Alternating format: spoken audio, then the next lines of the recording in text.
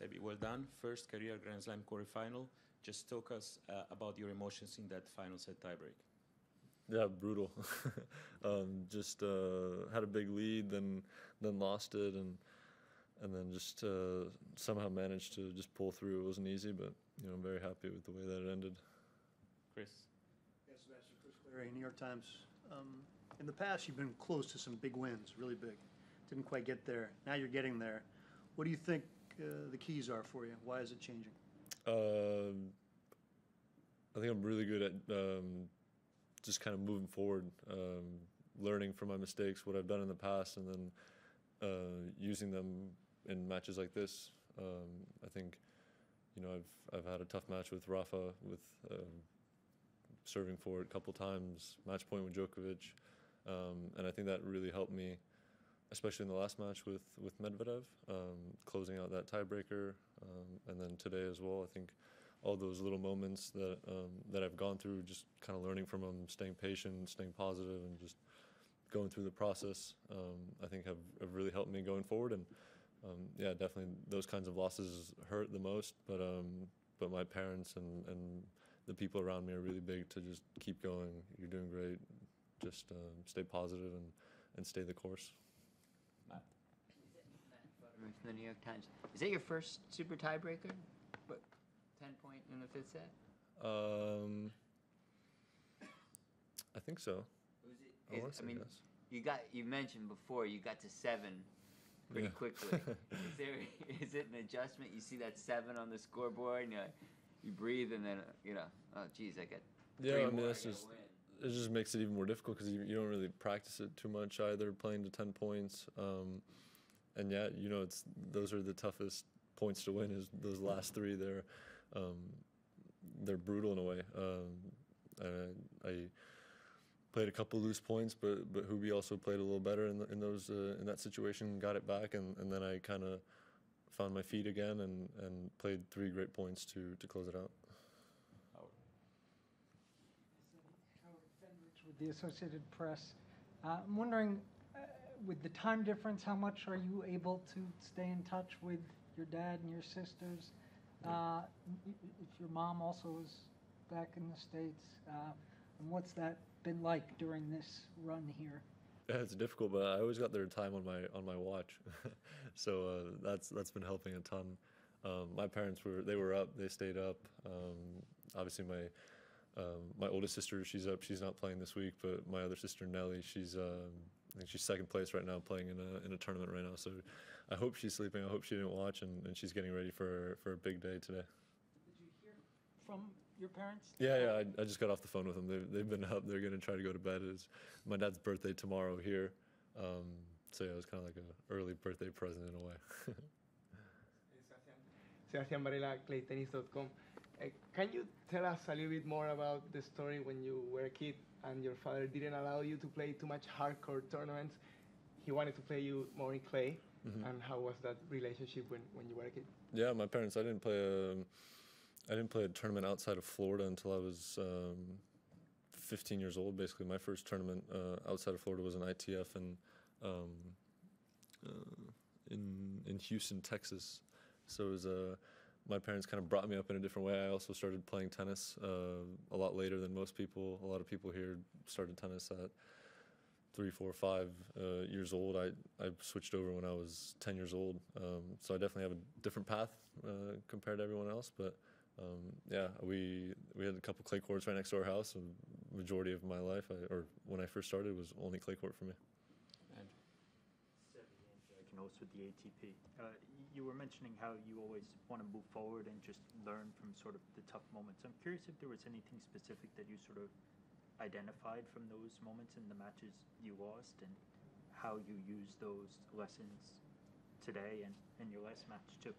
Yeah, all different kinds of things. I mean, especially in the Djokovic match I got, with the one match point I had, played a little more defensive than I usually do, but also he played 3 great points.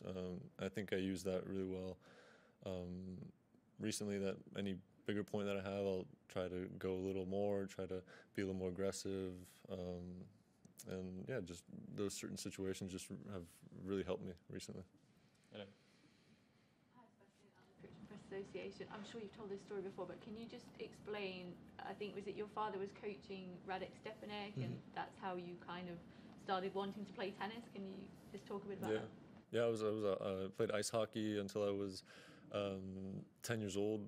We had a really good team. We always had like the best guys or for the year 2000, we were the #1 in the U.S. So we had a couple players on our team that got drafted into the NHL, and I switched over because I went to the U.S. Open in 2009 with my dad and Radek, and he made round of 16, I think it was, and he played Novak on Arthur Ashe at like 10:30 at night, completely packed, and that was just the moment I went back the next day and I said, this is what I want to do. I fell in love with the energy, the crowd, the way the sport's played, how mental it is, and yeah, just the rest is history. Do you still play ice hockey at all? I do.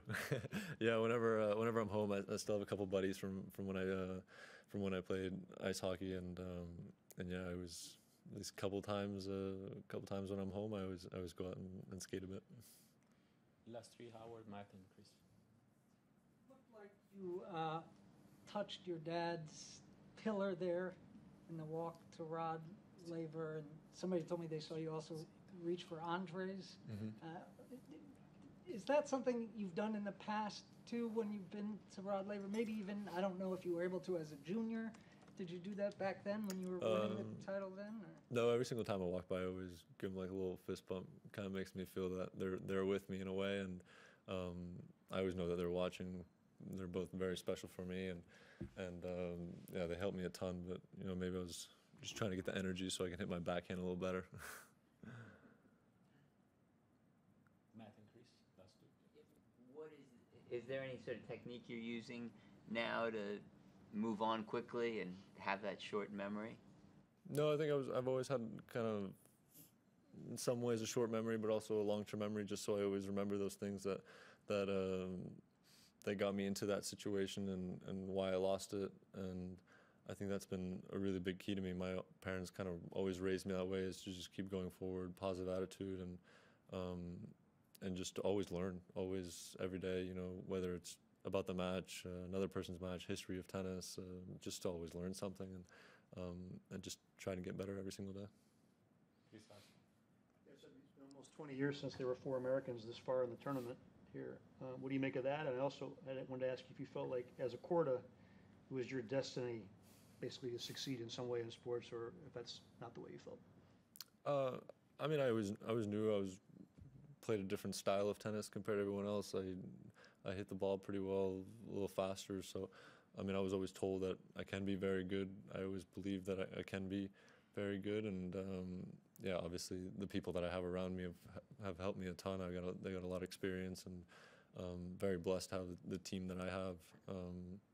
And yeah, just trying to do the right things going forward, and everything's working so far. So I think it's great. And yeah, as for the Americans, it's awesome. You know, we got a great group of guys that are coming up, and especially with Taylor, Tommy, Francis, myself, Jensen, Brandon. You know, we got a JJ now too, and you know, got a great group coming up, and you know, I think we can do some special things in the next couple of years. Okay, we do 2 questions in Czech. Sebastiane, jak často si v kontakte s Agassím a o čom hovoríte, jako pomáhá? No, hodně, skoro každý den. Ještě s Radkem, oni jsou taky neskuteční kamarádi, a každý den, co říkáme, to nechci říkat, to je mezi náma, ale jo, jsme v kontaktu skoro každý den. A jsem si všiml, keď kráčaš na dvorec, tak poklepeš tak tátu a poklepeš Agassiho, jak ideš na dvorec a ten táta to vyhral tu. Prečo vám tak tá Austrália sedí? Čo je na tej Austrálii také magické? Jo, tak táta tady vyhrál, sestry taky vyhrál, já vyhrál juniory, tak máme takovou historii tady malou a já nevím, proč si tady máme rádi. Vždycky je dobrá takový pre-season, kde se můžeme připravit na ten turnaj a ty lidi a všechno tady je to jako skoro doma, je to teplota, všechno je jako doma v Brarentonu na Floridě a máme to tady rádi. No. Thank you. Děkuju. Děkuju.